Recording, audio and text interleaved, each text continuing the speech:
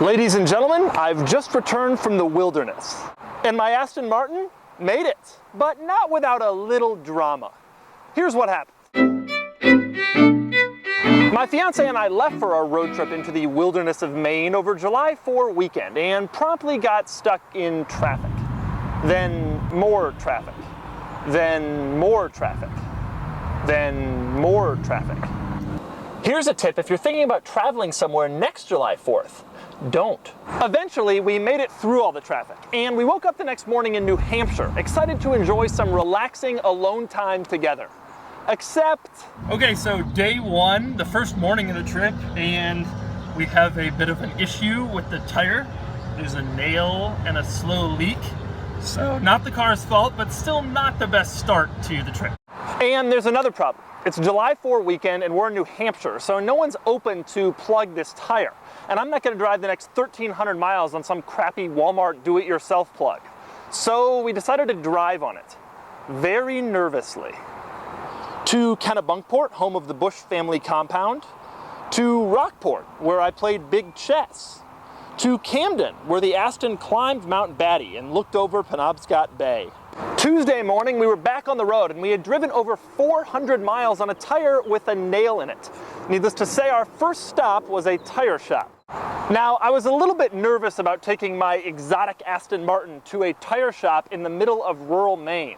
But I really have to hand it to the people at Don Fauche's Discount Tire and Alignment in Belfast, Maine, population 6,700.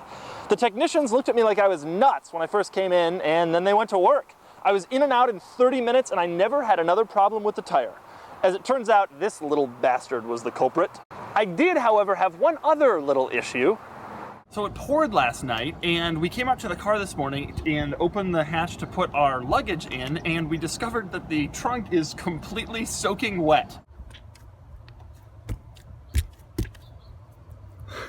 Next stop, 5 hours from the nearest Aston Martin dealer, Mount Desert Island, which houses the beautiful and vast Acadia National Park. Aston Martin population, 1. But boy, did it look beautiful up there.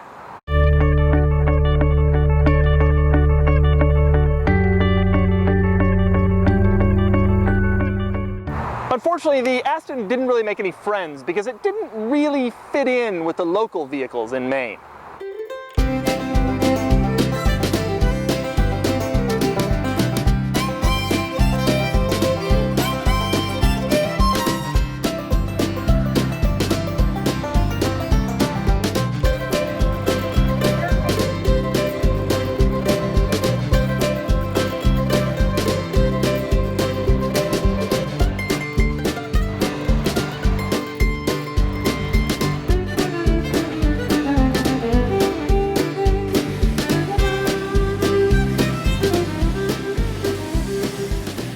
But it did have the chance to drive down a lot of different types of roads.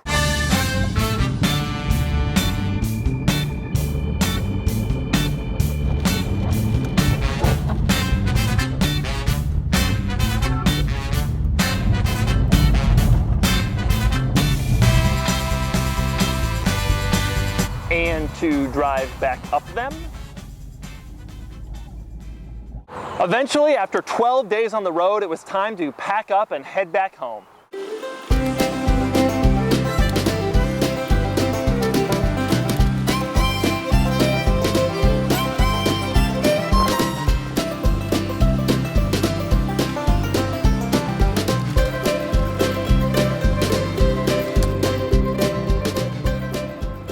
So, did I have any problems? Only 2 besides the nail in the tire, which wasn't the car's fault, and the water in back, which melted pretty quickly. Number 1, the brake dust. I cannot explain how annoying the brake dust is on this car. Brake dust piles on these wheels like dirty laundry piles up at the John and Kate +8 house. While I was on my trip, my fellow Jalopnik contributor, Andrew Collins, tweeted me and said, "You should wash your wheels." Only one problem, I had washed them 3 hours earlier. It is incredibly, unendingly annoying. The second issue I had, the seat backs in this car don't move forward with a lever, but rather with a little electronic mechanism, which of course failed on the passenger side, because anytime you replace something that could be done with a lever with an electronic mechanism, it will fail. Now, normally this isn't a problem because this car doesn't have rear seats, but on this particular trip it was a little bit annoying because we couldn't access the rear storage area to put stuff in. Of course, this will probably be covered under the famous bumper-to-bumper warranty. But let me tell you something. When you're complaining about brake dust and electronic seat mechanisms, life's pretty good.